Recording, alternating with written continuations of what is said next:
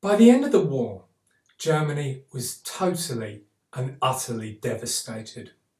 A blockade had brought the civilian population to the brink of starvation. The army was broken and humbled, and to make matters worse, the peace that was negotiated at Versailles was humiliating. Among the many things that were imposed upon Germany on the 28th of June 1919 were the abolition of the monarchy. Kaiser Wilhelm II was sent into exile, and the establishment of a new republic. Then the demilitarisation of the Rhinelands and the loss of the contested Alsace-Lorraine territory to France. The drastic reduction of Germany's military capacity, making its armed services merely defensive, no heavy armaments, a small navy, and the air force was totally banned. Debilitating reparations, and the acceptance of the war guilt clause that pinned the entire blame for the war on Germany. These were to be the insults to German pride that fueled the rise of the Nazi Party.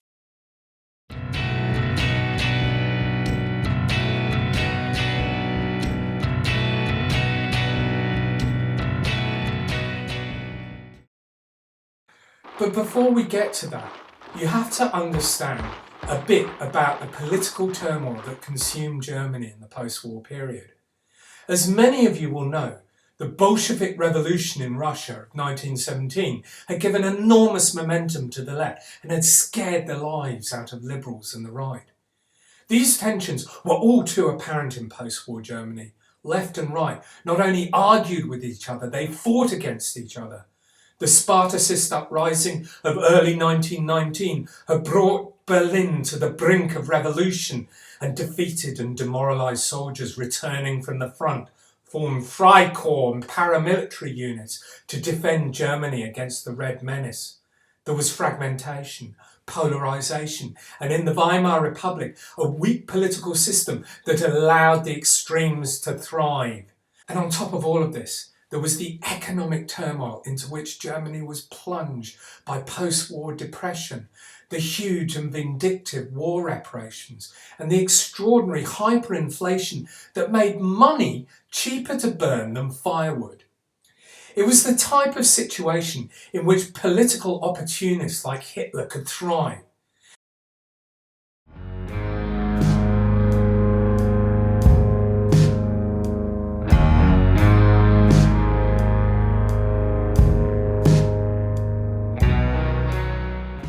Now, Hitler was Austrian by birth. Educated in Linz, he briefly attended the same primary school as one of the greatest 20th century philosophers, Ludwig Wittgenstein. Although whether or not they met, or whether or not they're both portrayed in this photo, is a matter of some contention. Hitler had grand dreams of becoming an artist, and after school he moved to Vienna to study art and live the bohemian life. His ambitions were thwarted. The Viennese Academy of Fine Arts rejected him, and he was, anyway, beginning to show that indolence that dominated his behaviour as Führer. He often didn't get up before 2 p.m. He drifted around Vienna, increasingly penniless, and for periods was homeless, living in hostels or shelters. It was at this time that he became politicised by the pan-Germanic movement that demanded the unification of all German peoples, and German imperial expansion throughout the world as well.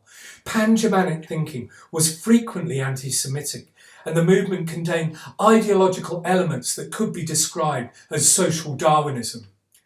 The extent to which Hitler's allegiance to pan-Germanism converted him to anti-Semitism is arguable.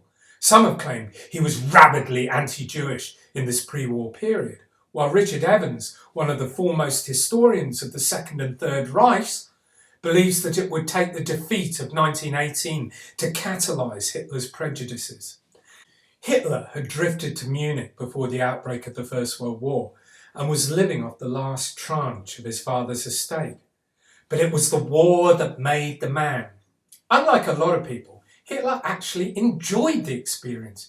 He rose to the rank of corporal and saw enough frontline combat to be awarded the Iron Cross in 1918. He was also wounded in action. But the terms of the Treaty of Versailles, combined with his strong pan-Germanism, made Hitler an ardent believer in the stab-in-the-back conspiracy theory, the idea that Germany was not defeated in war, but was instead betrayed by civilians on the home front, the November criminals who signed the Armistice of 1918. At the heart of this theory was the idea that the November criminals were part of a wider Jewish conspiracy to weaken pure German blood and culture.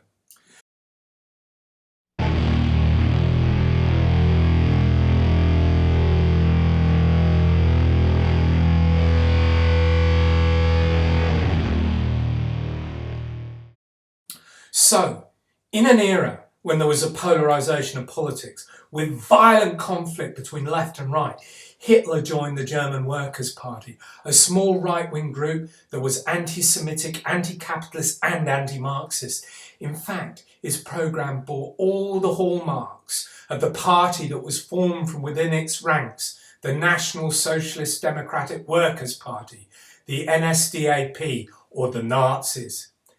Now, if we look at an abstract of some of their 25-point programme from 1920, we can see where things were headed. Aryanism, nationalism, biological fitness and the preservation of the race, the restoration of German strength and prestige, these were all part of the programme. Hitler was deeply involved in the Sturmabteilung, the SA, the paramilitary wing of the NSDAP. Munich, November 1923, Hitler and Ludendorff, inspired by Mussolini's March on Rome, decide to use the SA to seize power. The hope was that once Munich fell to the NSDAP, the rest of Germany would open their arms, falling like dominoes at the feet of the party. This was the infamous beer hall putsch, where the SA attacked the police but were then defeated. Hitler was tried for treason, but an indication of the weakness of the Republic and the broader sentiments for the nationalism that was being touted by the likes of Hitler was the lenient sentence he received, 5 years, and he could have been executed. The judges were apparently impressed by the ideas he freely expressed during the trial as he mounted a defence based upon his patriotism. He was to serve only 8 months, but the leniency of the sentence was also measured in the conditions of his imprisonment. No hard labour for Hitler, and the cells, while not luxurious by any standard, were reasonably comfortable. Sentence? It was more like a sabbatical, as it allowed Hitler the time to write Mein Kampf, My Struggle, which is usually Exhibit A on the indictment against Darwinism. And with quotes like this, who could doubt it? Any crossing of two beings not at exactly the same level produces a medium between the level of the two parents. This means the offspring will probably stand higher than the racially lower parent, but not as high as the higher one. Consequently, it will later succumb in the struggle against the highest level. Such mating is contrary to the will of nature for a higher breeding of all life. The precondition for this does not lie in associating superior and inferior, but in the total victory of the former. The stronger must dominate and not blend with the weaker, thus sacrificing his own greatness. Only the born weakling can view this as cruel, but he, after all, is only a weak and limited man. For if this law did not prevail, any conceivable higher development of organic living beings would be unthinkable. The consequence of this racial purity, universally valid in nature, is not only the sharp outward delineation of the various races, but their uniform character in themselves. The fox is always a fox, the goose a goose, the tiger a tiger, etc. And the difference can lie, at most, in the varying measure of force, strength, intelligence, dexterity, endurance, etc. of the individual specimens. But you will never find a fox who in his inner attitude might, for example, show humanitarian tendencies towards geese, as similarly there is no cat with a friendly inclination towards mice. It does sound kind of Darwinistic. By 1933, the Nazis had gathered considerable support, enough to warrant President Hindenburg appointing Hitler Chancellor. But the Nazis wanted absolute power, and at the time they were unlikely to win this at an election. Something drastic was needed. On the 27th of February 1933, the Reichstag caught fire. Hitler blamed the communists, the KPD, for the arson and urged Hindenburg to enforce an emergency decree banning the party. In the ensuing election, in an atmosphere poisoned by intimidation, Hitler's Nazis won a majority.